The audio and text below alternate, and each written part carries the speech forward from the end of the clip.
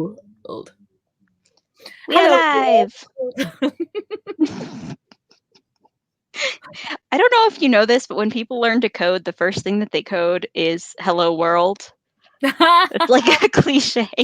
That's so cute. Welcome to the world of tomorrow. Yeah, so the other day I noticed that I had this red spot that isn't a zit, and it's kind of dry and kind of flaky. And I was like, okay, I have this like nummular eczema on various elbows and knees and things, and I was like, oh God, don't tell me I've got some on my forehead. Like I'm looking at it, I'm smearing stuff on it, I'm trying to keep track of it. I'm like, and I spent the whole day just kind of worried and trying to make sure it didn't grow or anything. It's like, what could possibly be wrong? What could it possibly be? It's not as though I burned myself yesterday on a curling iron trying to curl my bangs, which is exactly what fucking happened, and I'd forgotten about it. Nice. Yeah. Oh God, that's gonna be me when I wake up tomorrow at 7 o'clock in the morning and I try to move my arm and I'm like, ah. I exercised today. Oh. I'm telling you this like it's an event because it is, and so I'm gonna like try to lift my arm and be like, oh God, what's happening? Got some kind of terrible disease. It's the disease called activity. Ew. Oh, I need some of that. Even my fat chick clothes are beginning to be squeezy on me. I'm like, my biggest winter coat, and they're all wool. I love wool coats, but the biggest one is the one that is doing that button thing now, and I'm like, I don't need to carry this much weight. It makes me tired and cranky. Meh.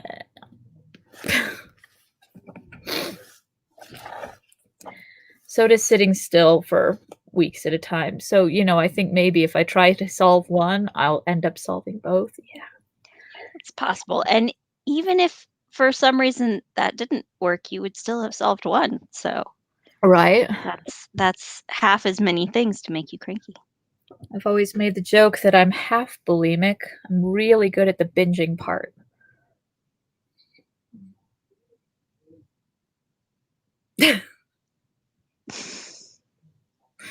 It's not funny. I know. I'm sorry.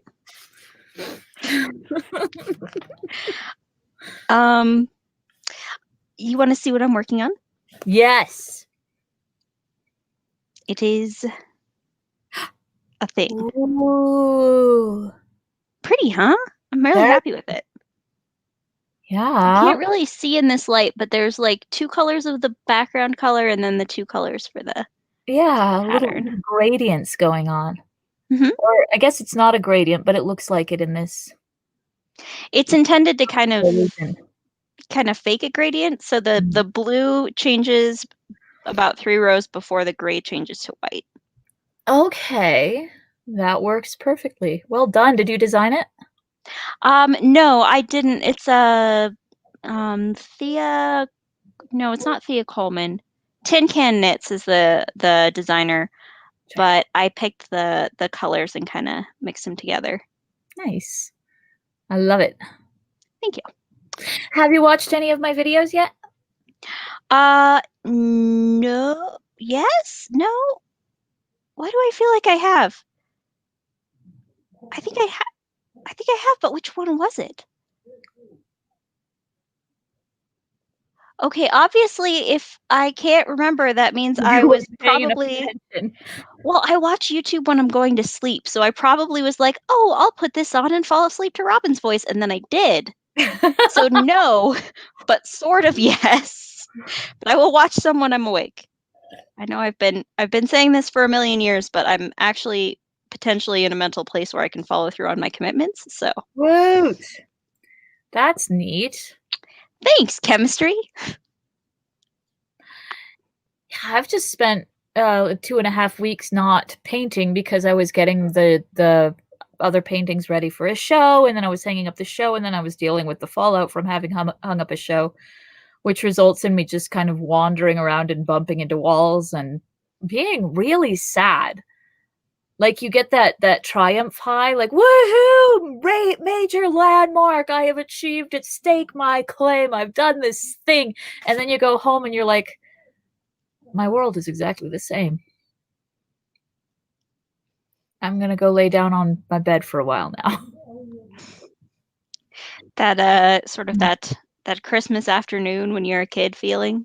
Yeah, more so. Even more so because, when you're a kid, you at least still have, like, toys to play with, and when you're an adult, you just have the next job, and that doesn't feel quite as much fun. I don't know. It is once you get past, but there's a, yeah, it's a valley. You get a peak, and then you get a valley, and you have to get through the valley, and you do that by taking lots of naps and eating lots of fudge and no longer fitting into your clothing. That's my and now I have something to think about other than the fact that I've reached a major landmark and still have work to do. Which is shit I need to get on my elliptical before I turn into an actual potato. Did you watch Rachel Maxey's latest video? Always. I just watched it today and I was like, actual potato. It's her phrase, copyrighted.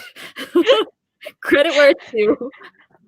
Well, that's how I knew you had watched it, because she talks about being a potato like a lot. Yeah, but she's like a shapely hourglass redhead potato, and I'm just a potato. You're also a shapely redhead. I don't know if you're an hourglass, but I mean, potato-shaped potato. It's okay. Haven't you heard of sexy potatoes? I have not, but the last time I complained to Jason that I felt like the Venus of Willendorf, he said, "Hey, don't knock it. She's been a sex symbol for 30,000 years." Man's got a point.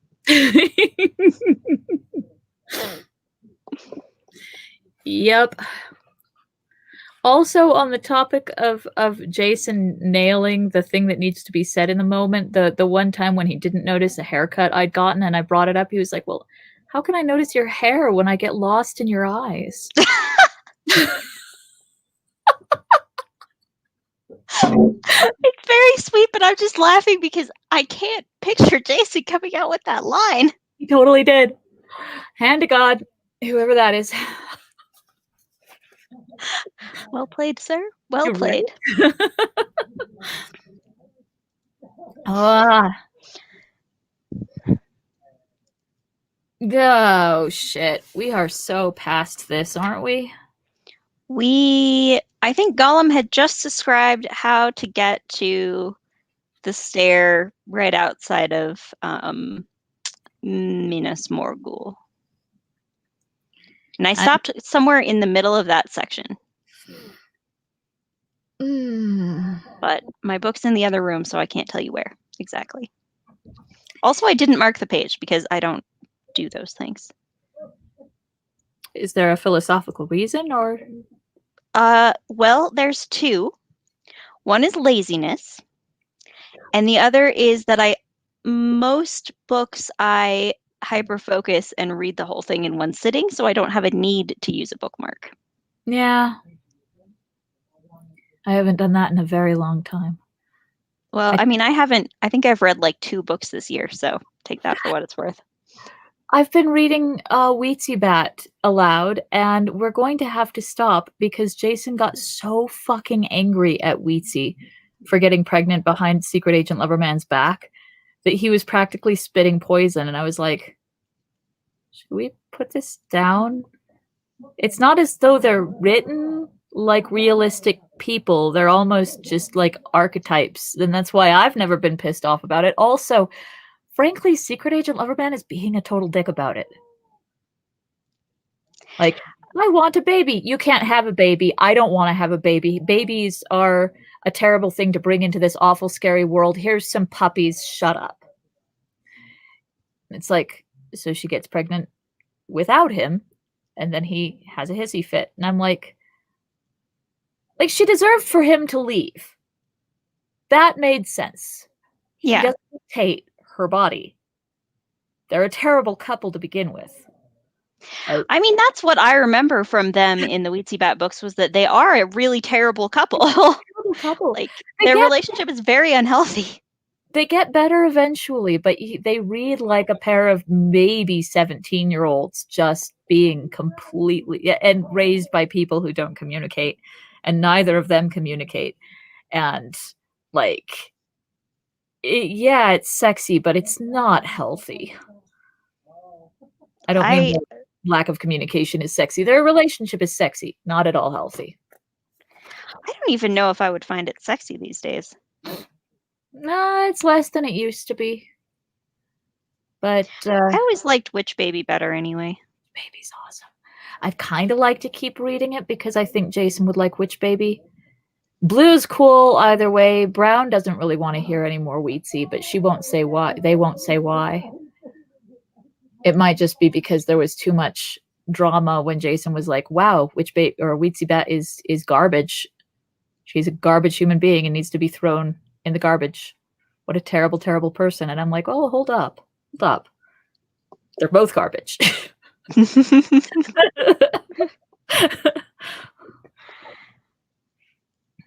Like, you think they actually had a conversation about whether they were monogamous, polyamorous?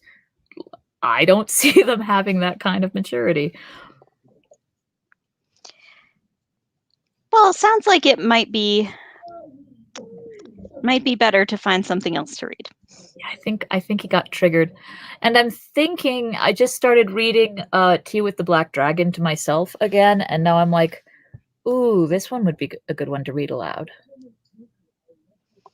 Man, yeah, I haven't read that in a long time. It's really good. Um, Simple, short story. It's got intrigue, it's got bullet wounds, but it's also got the Tao. So, oops. yeah. You know what would be really good to read aloud if you're up for new things that you have not read before, which I know is not always something you're in the mood for, but if you did want to, there's a series of books. They're called the Murderbot Diaries, and they're about an AI that was. It's like a so Murderbot is part human, but not like they took a human being, like part cloned human tissue and part machine, and was built to be a security guard for an insurance company. So like if you're going to a new planet, you buy an insurance policy, and as part of your policy, you have to bring a security unit with you. And they're supposed to be, governed by a governor module that forces them to be obedient. Murderbot has hacked its governor module, but nobody knows that. And that's where the story starts, is with Murderbot saying, when I hacked my governor module, I could have become a mass murderer. But before I could get started, I found out about soap operas. And now I just want to watch TV. Oh, that is excellent. I don't like reading aloud what I haven't read before because it's hard to know what kind of voices to use, what kind of pacing to use. But I'll try it. I actually need to try the Ancillary Justice books because someone gave me a button for my nerd coat that is a reference to one of them, and I'm like, well, I can't put in my nerd coat until I've read them. You should read those two. They're very good. If you read those and Murderbot kind of in the same time period, you're going to have so many feelings and thoughts about artificial intelligence. And then we can have that conversation, and I will look forward to it. The first Murderbot book is called All Systems Red. And they're novellas, so they're really quick. Nice. Yeah, I have, when it comes to reading to myself, I have like 2 minutes, few times a day, bathroom time. That's it. Mm-hmm. And lunch. I finally have the children trained to leave me the fuck alone during lunch. It's really nice. Carmen tried to bother me last week, and Abby was like, nope, you can't. She's eating lunch. And I was like, yes. We have established a social norm. I don't know why that's such a big deal to me, but if I have to stop eating and get up and take care of somebody else's shit, I am cranky for the rest of the day. Like, lunch is my sacred space. It's only mine. Not fucking mom right now. That's all. Well, and the kids are more than old enough to deal with whatever might come up, Yeah. including, like, you don't even have to say, don't come to me unless somebody's bleeding. Like, most of them are old enough to perform CPR. They're fine. Yep. Hoo-ha. Ooh, Um,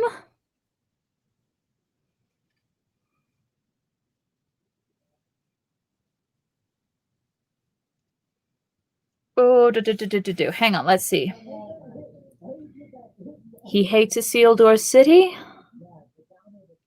yeah, we were right around there, and then he describes, like, you have to go past it to, like, get up the stairs. Right. Hmm.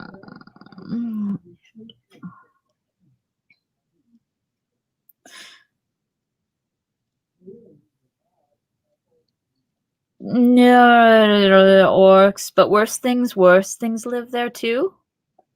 The road climbs right under the shadow of the walls and passes the gate. Nothing Sounds moves about right. on the road that they don't know about. The things inside know. The silent watchers. So that's your advice, is it? Said Sam. That we should go another long march south to find ourselves in the same fix or a worse one when we get there, if we ever do? No, no, indeed, said Gollum. Hobbits must see, must try to understand. He does not expect attack that way. His eye is all round, but it attends more to some places than to others. He can't see everything all at once. Not yet. You see, he has conquered all the country west of the Shadowy Mountains down to the river, and he holds the bridges now. He thinks no one can come to the Moon Tower without fighting big battle at the bridges or getting lots of boats which they cannot hide, and he will know about. You seem to know a lot about what he's doing and thinking, said Sam. Have you been talking to him lately, or just hobnobbing with orcs? Not nice, Hobbit. Not sensible, said Gollum, giving Sam an angry glance and turning to Frodo. Smeagol has talked to orcs, yes, of course, before he met Master, and to many people. Hang on a sec, I feel like...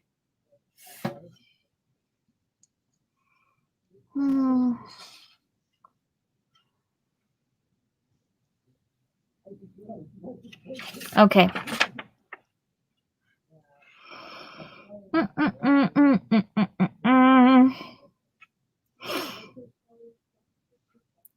He has walked very far. And what he says now, many peoples are saying. It's here in the north that the big danger is for him and for us. He will come out of the Black Gate one day soon. That is the only way big armies can come. But away down west, he is not afraid, and there are the silent watchers. Just so, said Sam, not to be put off. And so we are to walk up and knock at their gate and ask if we're on the right road for Mordor? Or are they too silent to answer? It's not sense. We might as well do it here and save ourselves a long tramp. Don't make jokes about it, hissed Gollum. It isn't funny. Oh no, not amusing. It's not sense to try and get into Mordor at all. But if Master says I must go, or I will go, then he must try some way. He must not go to the terrible city. Oh, no, of course not. That is where Smeagol helps. Nice Smeagol, though no one tells him what it is all about. Smeagol helps again. He found it. He knows it. What did you find? Asked Frodo. Gollum crouched down and his voice sank to a whisper again. a little path leading up into the mountains, and then a stair, a narrow stair, oh yes, very long and narrow, and then more stairs, and then his voice sank even lower. A tunnel, a dark tunnel, and at last a little cleft and a path high above the main pass. It was that way that Smeagol got out of the darkness, but it was years ago. The path may have vanished now, but perhaps not. Perhaps not. Oh, I don't like the sound of it at all, said Sam. Sounds too easy at any rate in the telling. If that path is still there, it'll be guarded too. Wasn't it guarded, Gollum? As he said this, he caught, or fancied he caught, a green gleam in Gollum's eye. Gollum muttered, but did not reply. Is it not guarded? Asked Frodo sternly. And did you escape out of the darkness, Smeagol? Were you not rather permitted to depart upon an errand? That at least is what Aragorn thought, who found you by the dead marshes some years ago. It's a lie, hissed Gollum, and an evil light came into his eyes at the naming of Aragorn. You lied on me, yes, he did. I did escape all by my poor self. Indeed, I was told to seek for the precious, and I have searched and searched, of course I have, but not for the black one. The precious was ours. It was mine, I tell you. I did escape. Frodo felt a strange certainty that in this matter Gollum was for once not so far from the truth as might be suspected, that he had somehow found a way out of Mordor, and at least believed that it was by his own cunning. For one thing, he noticed that Gollum used I, and that seemed usually to be a sign, on its rare appearances, that some remnants of old truth and sincerity were for the moment on top. But even if Gollum could be trusted on this point, Frodo did not forget the wiles of the enemy. The escape may have been allowed, or arranged, and well known in the Dark Tower. And in any case, Gollum was plainly keeping a good deal back. I ask you again, he said, is not this secret way guarded? But the name of Aragorn had put Gollum into a sullen mood. He had all the injured air of a liar, suspected when for once he has told the truth, or part of it. Oh, we've all known that person. Yeah, right? How dare you? The one time I'm honest. Oh. No, man, it really happened like that this time, okay? God, you guys never believe me. What's wrong with you? Ugh. Is it not guarded? Frodo repeated. Yes, yes, perhaps. No safe places in this country, said Gollum sulkily. No safe places. But Master must try it, or go home.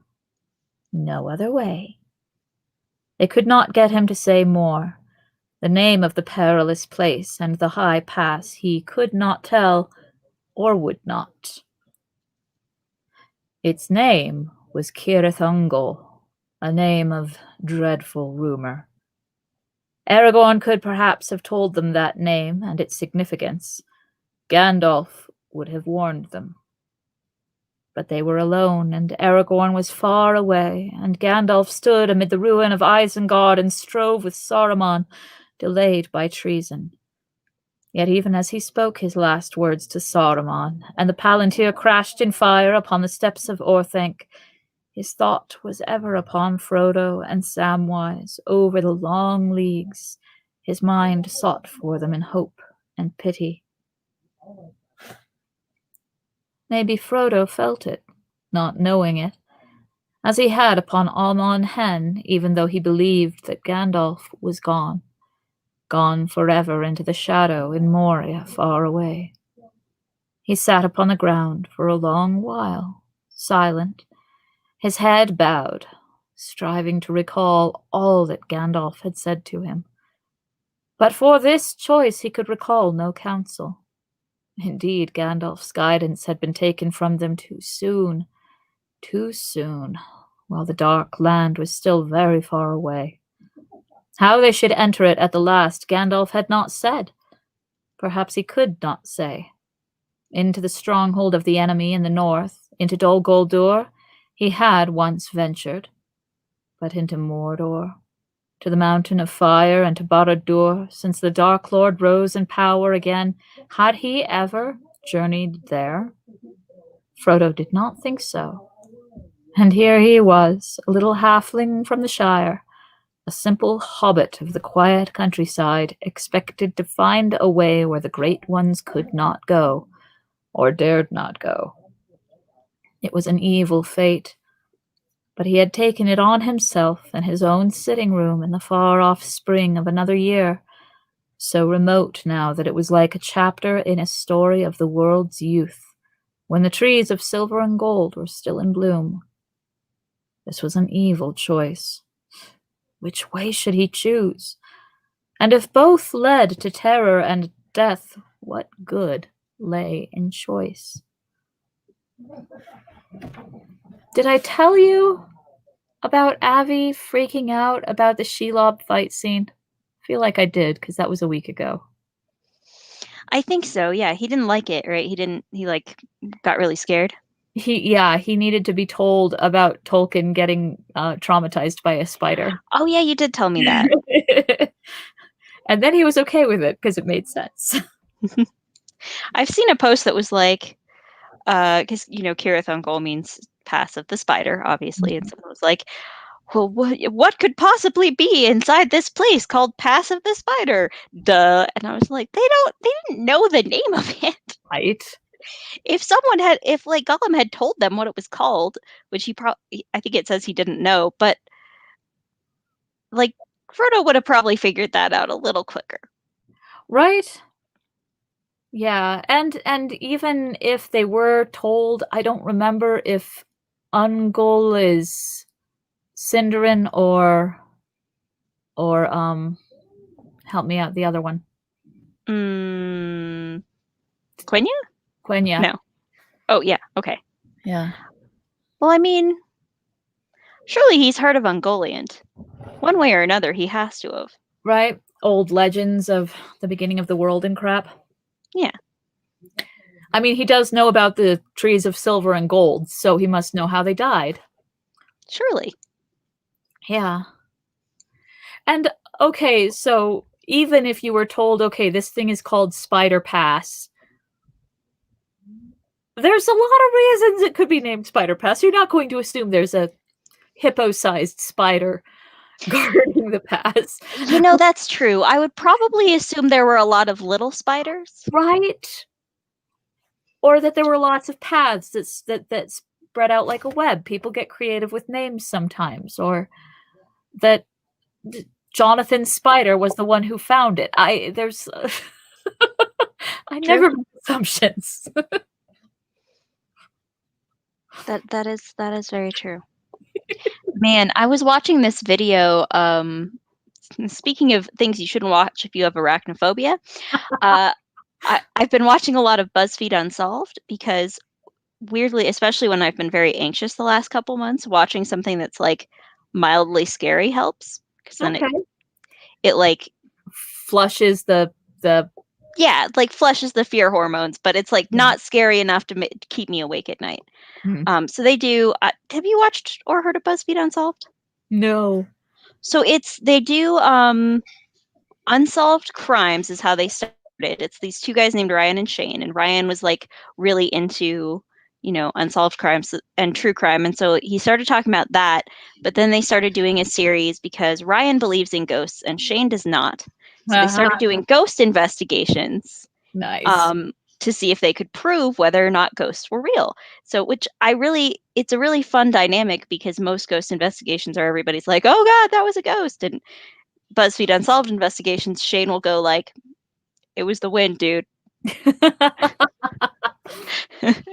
Something will bang and he'll be like, yeah, we're in a 200-year-old house. Of course it creaks. What do you want? Like, does not believe it ghosts. It's Right. really so, which is part of why it's not that scary because he'll kind of diffuse it a little bit.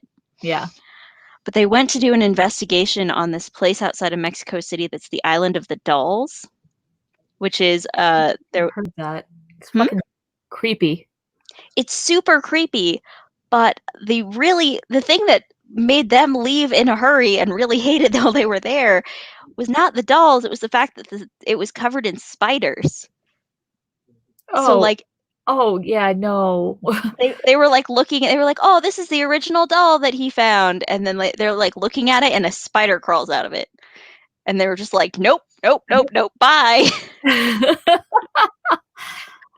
Oh, there's a scene like that in one of the Tuva Janssen stories, the Secret of the Hattifatners, when they go to a little atoll and Moomin Papa tries to climb out and he realizes that the entire atoll is carpeted in tiny red spiders. Like there's no place to put your paws that don't have spiders all over them.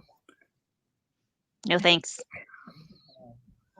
His Nope. takeaway was, I don't like spiders that are too small to have a conversation with.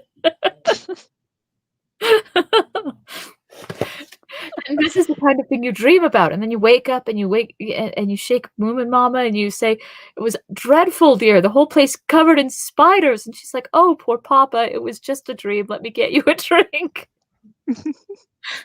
Like, oh yeah. I am reading The Hobbit to Avi, and he's really enjoying it. Nice. Yeah. Good, good. Right? I was trying to find a way to be reading to him. Now we have reached a gap, but we haven't gotten very far. Let's get to Frodo making a decision, which is like, okay, a couple more pages. 10 minutes? Yeah, I'm all right with that. We Okay. started late. Thank you. The day drew on. A deep silence fell upon the little grey hollow where they lay, so near to the borders of the land of fear. A silence that could be felt, as if it were a thick veil that cut them off from all the world about them. Above them was a dome of pale sky barred with fleeting smoke, but it seemed high and far away, as if seen through great deeps of air heavy with brooding thought. Not even an eagle poised against the sun would have marked the hobbits sitting there, under the weight of doom, silent, not moving, shrouded in their thin grey cloaks. For a moment he might have paused to consider Gollum, a tiny figure sprawling on the ground. There, perhaps, lay the famished skeleton of some child of men, its ragged garment still clinging to it, its long arms and legs almost bone-white and bone-thin. No flesh worth a peck. Frodo's head was bowed over his knees, but Sam leaned back with hands behind his head, staring out of his hood at the empty sky. At least for a long while it was empty. Then presently Sam thought he saw a dark bird-like figure wheel into the circle of his sight and hover, then wheel away again. Two more followed, then a fourth. They were very small to look at, yet he knew somehow that they were huge, with a vast stretch of pinion flying at a great height. He covered his eyes and bent forward, cowering. The same warning fear was on him as he had felt in the presence of the Black Riders, the helpless horror that had come with the cry in the wind and the shadows on the moon, though now it was not so crushing or compelling. The menace was more remote, but menace it was. Frodo felt it too. His thought was broken. He stirred and shivered, but he did not look up. Gollum huddled himself together like a cornered spider. The winged shapes wheeled and stooped swiftly down, speeding back to Mordor. Sam took a deep breath. "The riders are about again, up in the air," he said in a hoarse whisper. "I saw them. Do you think they could see us?" They were very high up, and if they are black riders, same as before, then they can't see much by daylight, can they? No, perhaps not, said Frodo, but their steeds could see. And these winged creatures that they ride on now, they can probably see more than any other creature. They are like great carrion birds. They are looking for something. The enemy is on the watch, I fear. The feeling of dread passed, but the enfolding silence was broken. For some time they had been cut off from the world as if in an invisible island. Now they were laid bare again. Peril had returned. But still Frodo did not speak to Gollum or make his choice. His eyes were closed as if he were dreaming, or looking inward into his heart and memory. At last he stirred and stood up, and it seemed that he was about to speak and to decide. But, "Hark," he said. "What is that?" A new fear was upon them. They heard singing and hoarse shouting. At first it seemed a long way off, but it drew nearer. It was coming towards them. It leaped into all their minds that the Black Wings had spied them and had sent armed soldiers to seize them. No speed seemed too great for these terrible servants of Sauron. They crouched, listening. The voices and the clink of weapons and harness were very close. Frodo and Sam loosened their small swords in their sheaths. Flight was impossible. Reenacting this sound. Gollum rose slowly and crawled insect-like to the lip of the hollow. Very cautiously he raised himself, inch by inch, until he could peer over it between two broken points of stone. He remained there without moving for some time, making no sound. Presently the voices began to recede again, and then they slowly faded away. Far off a horn blew on the ramparts of the Morannon. Then quietly Gollum drew back and slipped down into the hollow. "More men going to Mordor," he said in a low voice. "Dark faces. We have not seen men like these before. Oh, Smeagol has not. They are fierce. Fierce. Work it." That's why they were put in the eyeliner for the movie. Because of how fierce they were? They're so fierce. They have black eyes and long black hair and gold rings in their ears. Yes, lots of beautiful gold.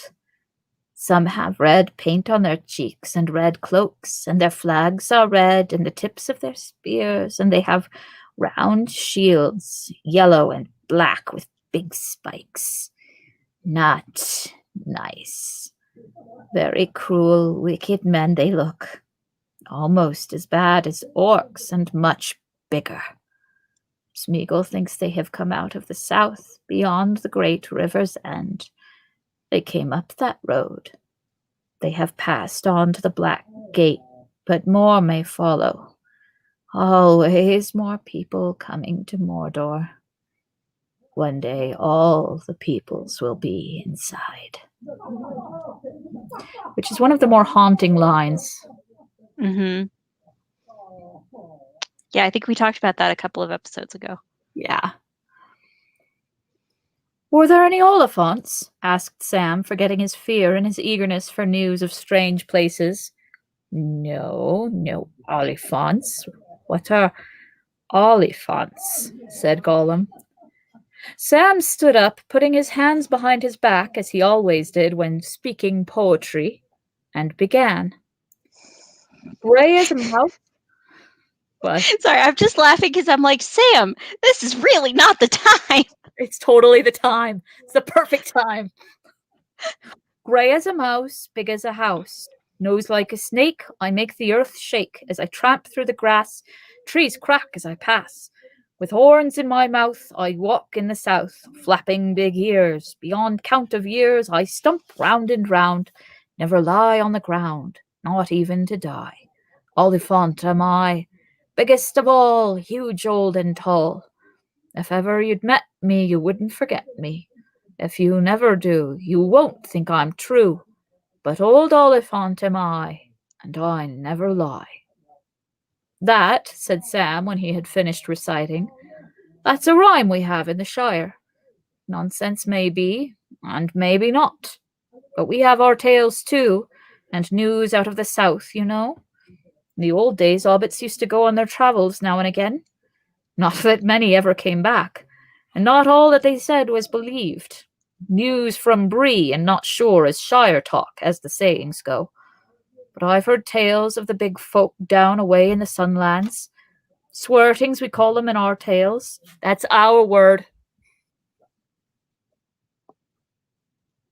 Swertings. What? Swertings. Not squirtings. That's a different thing. Swertings we call them, and they ride on Oliphants, 'tis said, when they fight. They put houses and towers on the Oliphants' back and all, and the Oliphants throw rocks and trees at one another. So when you said men out of the south, all in red and gold, I said, were there any Oliphants? For if there was, I was going to take a look, risk or no. But now I don't suppose I'll ever see an Oliphant. Maybe there ain't no such beast. He sighed. No. No Oliphants, said Gollum again. Smeagol has not heard of them. He does not want to see them. He does not want them to be. Smeagol wants to go away from here and hide somewhere safer. Smeagol wants Master to go. Nice Master, won't he come with Smeagol? Frodo stood up. He had laughed in the midst of all his cares when Sam trotted out the old fireside rhyme of Oliphant, and the laugh had released him from hesitation. I really need to talk to them about this. Sounds like they're having fun, though. What are they doing? Probably Smash Bros. I mean, it is hard to play Smash Bros. Without yelling. It's true. At least we're not hearing cursing. Emily, Ethy, does all so much cursing. Oh my god. To the point where I have to say, you know what? No. I never thought Emily was going to be the one to grow up to have a sailor mouth. She's the worst.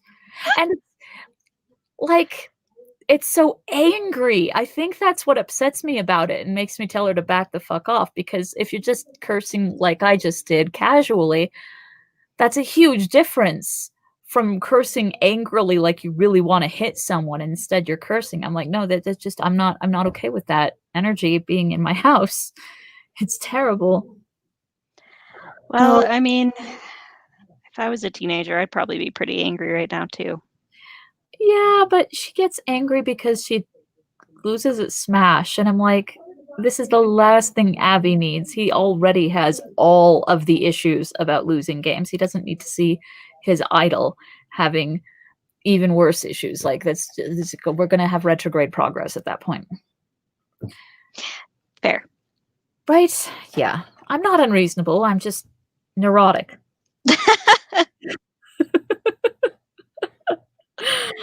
I wish we had 1,000 Oliphants, with Gandalf on a white one at their head, he said. Then we'd break away into this evil land, perhaps. But we've not. Just our own tired legs, that's all. Well, Smeagol, the third turn may turn the best. I will come with you.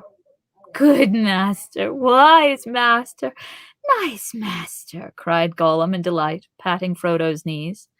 Good master. Then rest now, nice hobbits, under the shadow of the stones, close under the stones. Rest and lie quiet till the yellow face goes away. Then we can go quickly. Soft and quick as shadows we must be. I just finished Riddles in the Dark when reading The Hobbit to Avi, and I realized that when I'm not paying attention, I'm a lot closer to Bobcat Goldthwait with my Gollum voice than I'm like anything ever achieved in any of the movies. Oh man,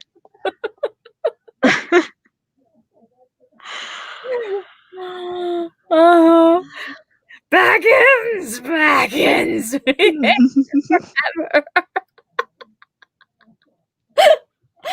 Oh. Can we just imagine briefly the world in which we had Nicolas Cage as Aragorn and Bobcat Goldthwait as Gollum? Oh, man. You know they were seriously considering Nicolas Cage? They were. They really were. We dodged a massive bullet. Weird. God, that would have been weird. So weird. I love Nicolas Cage, but that would have been wrong. I have no strong feelings about Nicolas Cage, but I do feel that he only plays one character. And I just can't picture that character as Aragorn. Not Aragorn, no. Actually, he's more like the book Aragorn than Vigo. Vigo's the film Aragorn with some doubt and some complex feelings and a journey. Nicolas Cage would have been the book Aragorn. Like, fuck you all, I'm king! I mean, eventually. Only two men have the right to use the Palantir, and I'm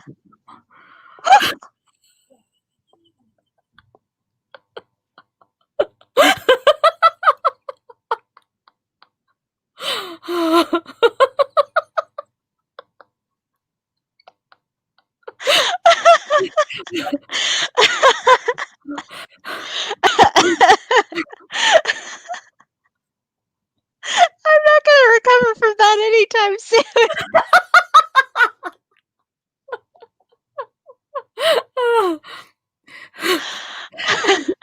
Behold, I am the elf stone.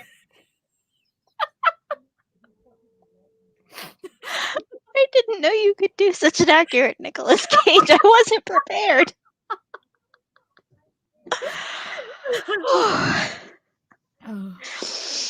All right, well, on that note, I think I'm going to go have some dessert. Okay. But yeah. Whew. I love you. I love you too. Cuidado. Me amas.